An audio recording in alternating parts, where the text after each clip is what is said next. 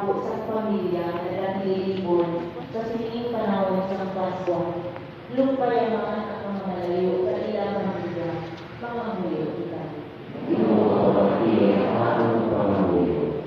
Si Jesus higulaan ng prinsipes sa pagdari at maluluwas sa kalibutan.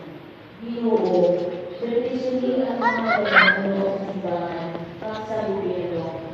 Ako isundot nila ang halimbawa sa ilang pagdima. Pagkakulo at pagkalaman, mga muyo kita. Lo, ano ko?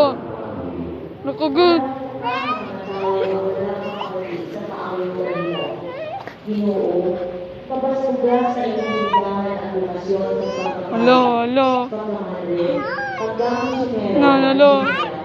Abot kaagi sa iya, makalaon ang imo ebanghelyo sa among mga kauturan. Malapit man sila upon sa malayo kailan, mga muyo kita. Ang imo paggawa nagaiwag sa sining nga adlaw. Ginoo, sa nabi ang magyara ka sa kaluliman sa kanisa. Kauod, kaluya sa kamadyo.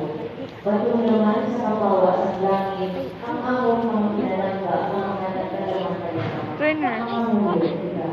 Ginoo, pamati ang amon pangamuyo. Ang para sa aton ang kaugalingon ng mga muyo, ang ibos kita sa mga dali.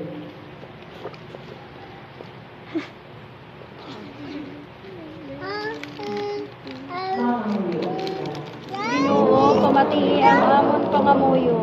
Yung sa kamay, pagkabig kami ng ang pagsaulog sa pagkatao sa wala, magdala sa among sikalipay, paglaong sa pagpilihusan.